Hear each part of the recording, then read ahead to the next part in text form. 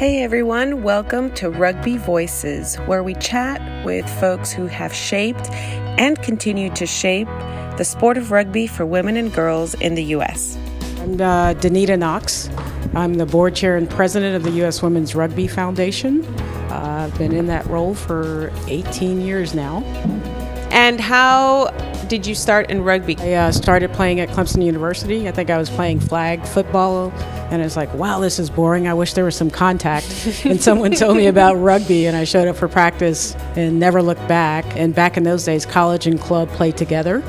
And so our coaches and admins and all were grad students.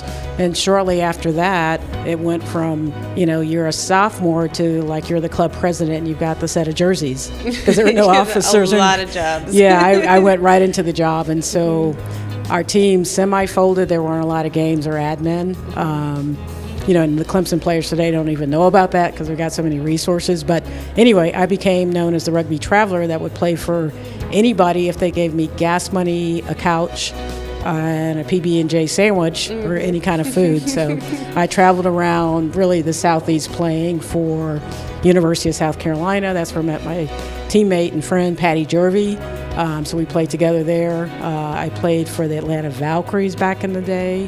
That was way back before the Harlequins. So anyway, fast forward, I ended up playing for the Atlanta Harlequins well into my 40s. My path through rugby has been mostly as an administrator.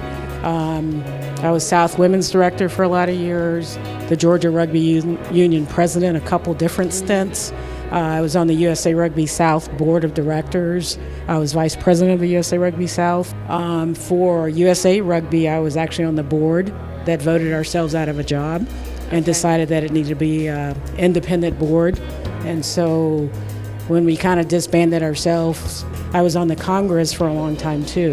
And so that's where I guess finished my stint with USA Rugby, board person.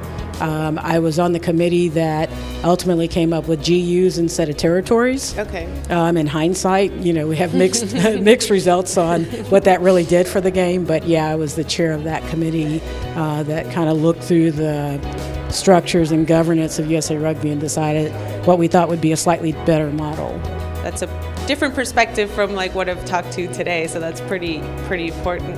What would you say would have been more the most memorable moments or periods of your life where you felt either rugby itself had a big impact of your life or where you've seen something that's really changed your rugby journey? Well, rugby certainly has been a big part of my life. All my best friends are from rugby. My wife is from rugby. My lifetime friends are rugby people. So, rugby is just another part of my family. And really, I spend more time with the rugby people than my blood family. So I call it my chosen family of people. And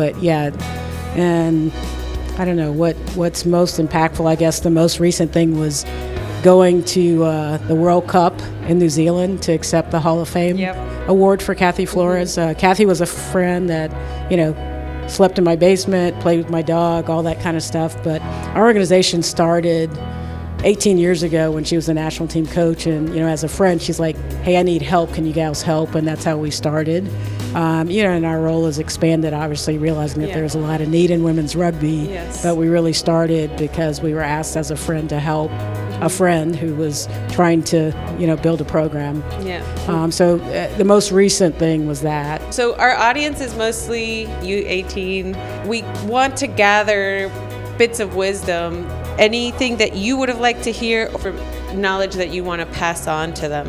Well, I think paying attention to injuries and how you manage those. Back in my day, we played and we didn't think about hydration and we didn't know what we know today. Taking time out to let your body heal.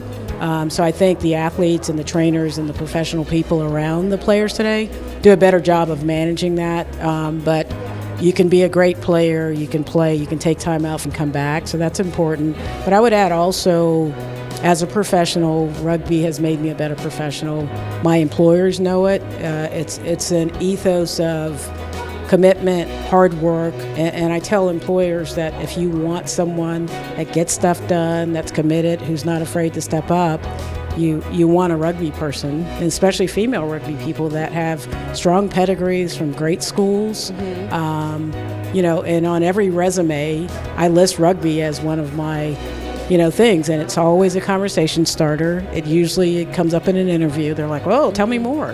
So it differentiates you when you're applying for that job, and it's a conversation piece. You're different than everybody else in your corporate America world, and it proves that they're like, "Oh, those people are tough." It's like, yeah, they're smart too.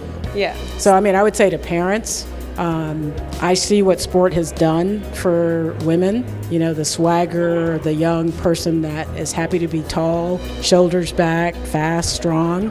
It's like, yeah, I got all that and the smarts, and I bring all this to bear to who I am. And so I see a confidence level in the young players that play. If you're an inner city kid where you can dream about college and scholarships and playing in the Olympics, if you don't see that and you don't know that, rugby can open all that up for you. Yeah. I preach it as a way to break the mold for kids that may not see other stuff. It's the best sport in the world. I say it all the time, and it has so much to offer. And I'll add that lifetime friends. So my friends from when I played college rugby, every World Cup we go to the World Cup, and that's our reunion every 4 years. So we've been to New Zealand, France, England, Ireland. So we follow the Women's World Cup, and that becomes our every 4-year get-together for our mates. They're lifetime friends. Thank you for listening. Rugby Voices is a collaborative effort between the U.S. Women's Rugby Foundation and the Elite Girls Rugby League. Learn more about how to support the great work these groups are doing at uswrf.org and egrl.org. Special thanks to Marjorie Linares for leading the effort to capture these stories.